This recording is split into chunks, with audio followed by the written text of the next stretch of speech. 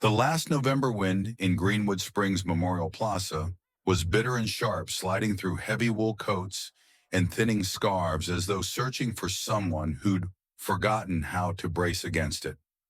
The square itself was a broad expanse of pale stone, ringed with bronze plaques and one towering memorial wall. At this hour, 9:45 a.m., the ceremony had yet to begin, though a small crowd had gathered already. Voices were hushed, faces drawn. A local brass band tuned half-heartedly, the sour notes scattering like startled birds. Children fidgeted, phones glimmered. Somewhere near the back, unnoticed by most, an elderly man stood alone. His name was Walter J. Mercer, age 84, former U.S. Army 9th Infantry Division. He wore an old faded olive field jacket issued in 1968, threadbare at the cuffs. On his lapel, a single dull bronze star pin clung stubbornly polished countless times, yet still dulled by the years. In his left hand, held carefully as if fragile, was a small folded envelope, creased, refolded, smooth with ritual precision. Inside it lay a single sheet of yellowed paper, addressed once again to Lawrence Larry Pike Walters, closest friend in Vietnam, a brother in arms, a brother in loss. Walter had written to Larry every Veterans Day since 1973. Dozens of letters, none sent, each one tucked into a battered cigar box beneath his bed. But this year something felt different. Something deeper ached. The plaza had changed, slicker, busier. The crowds younger, distracted. The world had moved on. And yet Larry's name, still etched in cold granite, demanded something real, something left by hand. Walter shuffled toward the memorial. His knees ached from cold and age, but his will carried him forward. A posted sign caught his eye. Please place tributes on designated table. But this wasn't a tribute. Not flowers, not coins. It was a promise. Walter stopped 3 feet from the marble barrier. The rope, taut and bright, blocked his path. Visitors were not permitted closer. He hesitated, then leaned forward as best he could. His fingers, gnarled and trembling, sought the right angle to drop the envelope at the base. The paper slipped. A sudden gust of wind caught it, lifting, spinning. The letter fluttered like a wounded bird, landing awkwardly just beyond the rope, inches too far. Walter froze. His breath caught. Eyes locked on the folded paper. Behind him, a sharp scoff broke the cold air. That was theatrical, someone muttered. Probably doesn't even remember why he's here, another voice jeered. Laughter followed, not loud but cruel in its precision. Walter heard every word. He stood rooted, unable or unwilling to move. His gaze remained fixed on the letter that carried 50 years of silent grief. No one stepped forward to help. Not a soul. In that moment, the plaza's muted energy shifted. The band fell silent mid-scale. Conversations dwindled to whispers. The wind paused as if the square itself was watching. 2 young men near the rope smirked. Carson and Tyler Maddox, event contractors, leaned against the barricade, sipping overpriced coffees. Watch this old guy go viral, Carson chuckled, lifting his phone. Performance grief classic. Walter neither heard nor acknowledged the camera's cold eye. His hands hung limp by his sides, curling inward like a soldier awaiting an order that would never come. Across the plaza, a journalism intern named Emily Ward lowered her camera, her brow furrowed. Someone should say something, she whispered, but no one moved. Above it all, pacing in solemn precision, Lieutenant Nathaniel Nate Ridley of the Tomb Guard Company performed his duty. 21 steps. Pause. Turn. Return. Yet each click of his boot rang differently now. Ridley had seen the letter fall, had heard the laughter, and had seen Walter Mercer standing alone, still as a statue, battered by a wind no one else seemed to feel. In Ridley's chest something stirred. For a soldier, stillness wasn't surrender. It was patience. It was bearing the unbearable. Walter stood unblinking. The letter, caught by fate and wind, remained just out of reach. As the plaza held its breath, the folded paper trembled once more. half a turn, then stilled. And somewhere unseen, a moment that had waited half a century was about to begin. He let her head stop moving, but nothing in Greenwood Springs Memorial Plaza felt still. Walter Mercer remained near the barrier, silent and motionless, eyes anchored to the envelope, as though it held his last breath. Behind him, the voices that had mocked him had quieted, not from guilt, but confusion.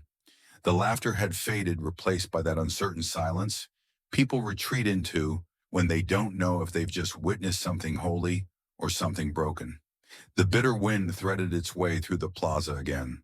Walter's coat flapped softly against his side. He didn't notice. From the far edge of the square, Lieutenant Nathaniel Ridley turned. Step 21. Heel pivot. Boot down. Pause, but this time he didn't resume. He had trained his body to perfection, 6 years in the Guard, never once a deviation. His uniform was flawless. His steps timed to the second. His face unreadable by design. But inside something cracked. He had seen the man. Not just his posture, but the gravity around him.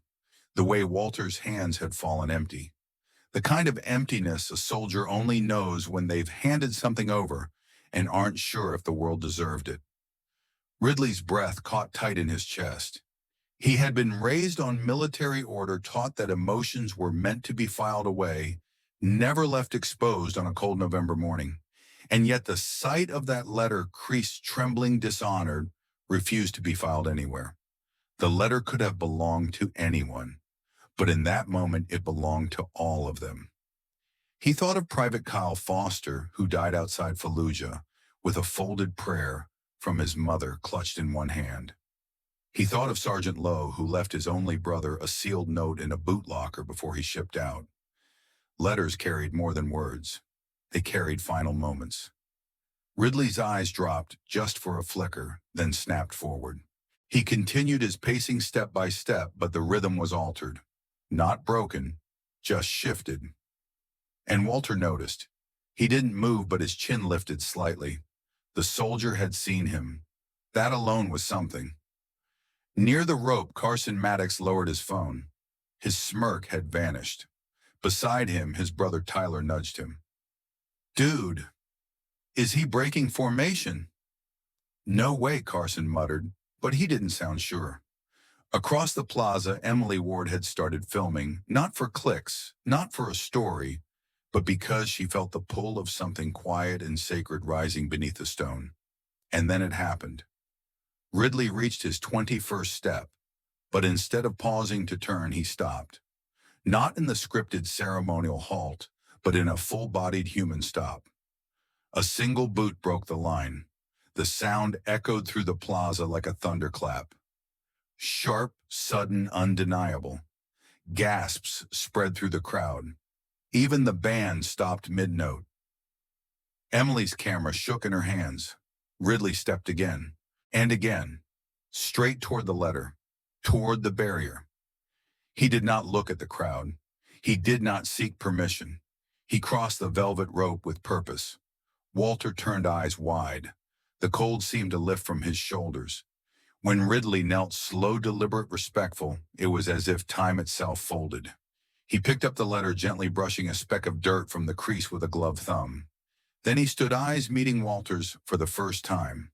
A pause stretched between them.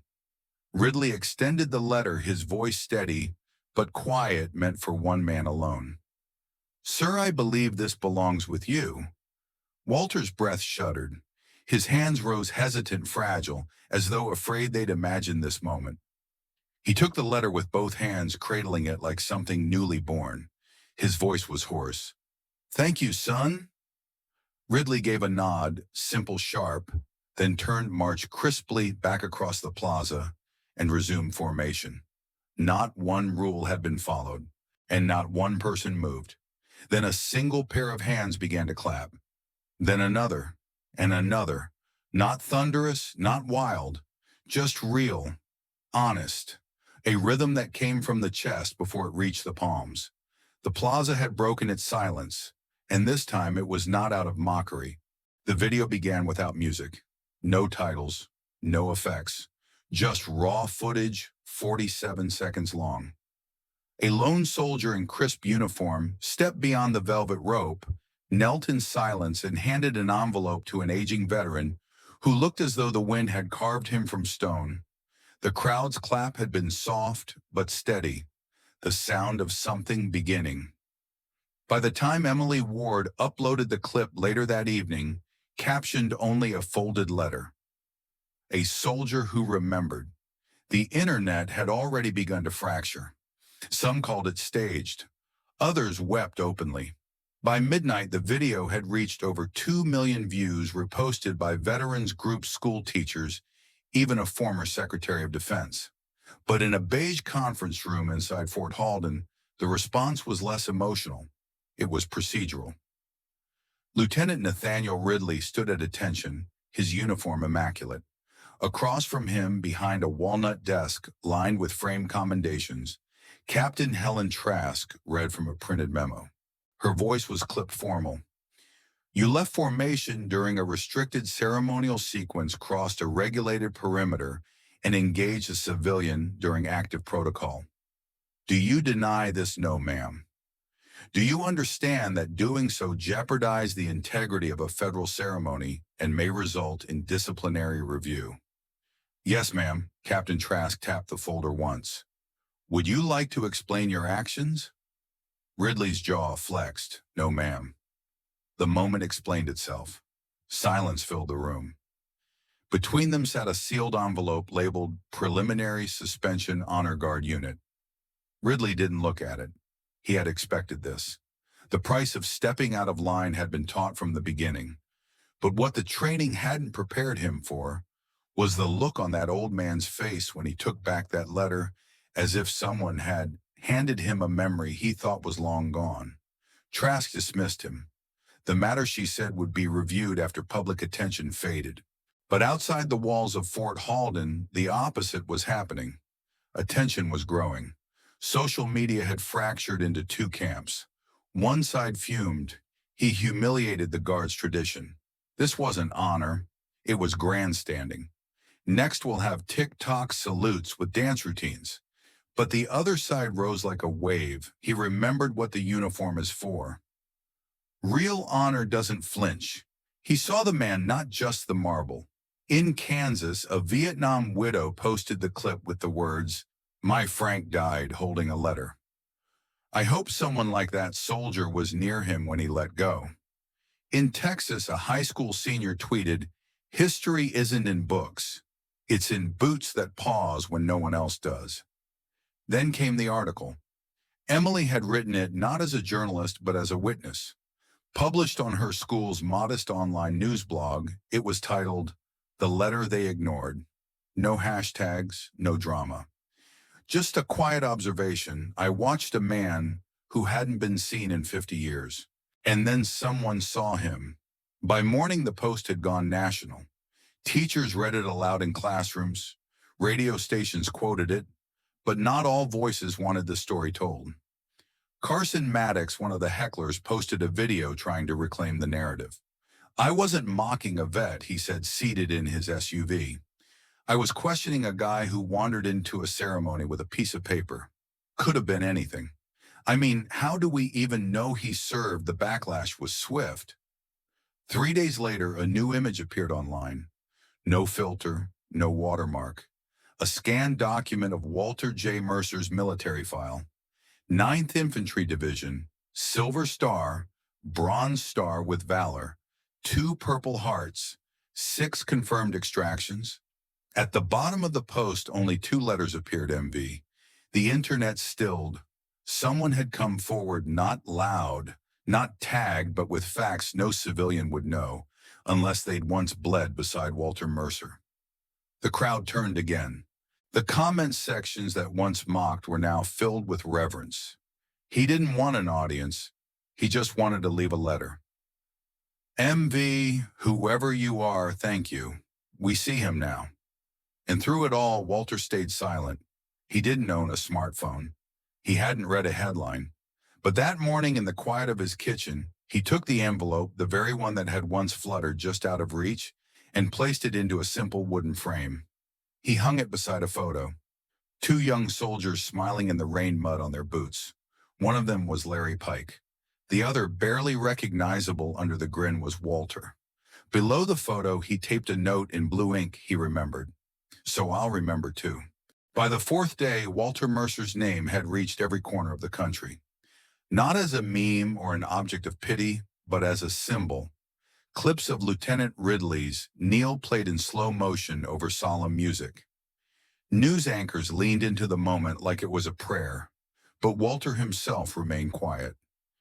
In his modest home off Maplewood Drive, he sat with the letter now framed, propped carefully on the kitchen counter, beside an old ceramic mug filled with black coffee.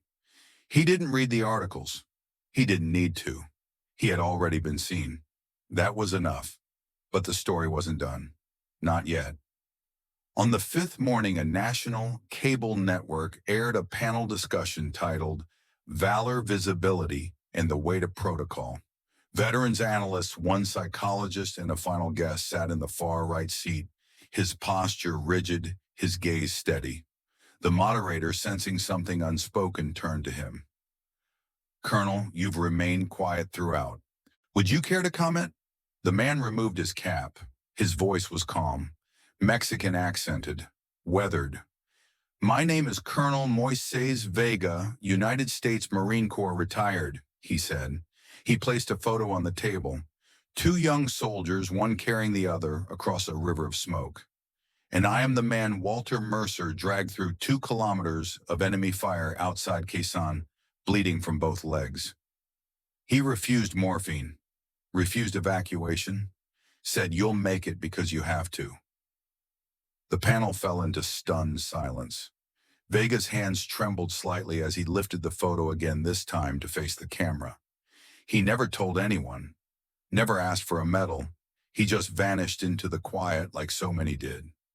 And last week, while he tried to leave a letter for a friend who never came home, 2 cowards laughed. He paused. The emotion in his voice thickened. And a young soldier, Lieutenant Ridley, didn't see a frail man. He saw a brother. He crossed the rope because sometimes protocol stands in the way of decency. The segment aired uncut. Within hours, it was the top shared clip on every platform. The tag, "Shouldn't He Carried Me," trended across every social media feed. Veterans began posting photos, grainy, sun-faded, showing moments no one had seen until now. Rescue missions, letters in pockets, friends who had never made it back. At the Pentagon, pressure mounted.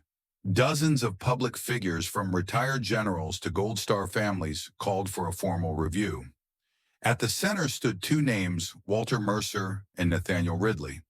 By noon, an official statement was issued. The Department of Defense recognizes that while ceremonial protocol maintains order, moral courage ensures integrity. We are reviewing the actions at Greenwood Springs Plaza in full context. But behind closed doors, change had already begun. Brigadier General Eliza Morgan, recently promoted and known for her clarity and candor, convened a press briefing. She stood at the podium, dressed blue's sharp ribbons, aligned like a story untold. "Some honors arrive late," she began. "But honor delayed is not honor denied." Behind her stood Ridley, reinstated. To his right, in a newly pressed coat, stood Walter Mercer.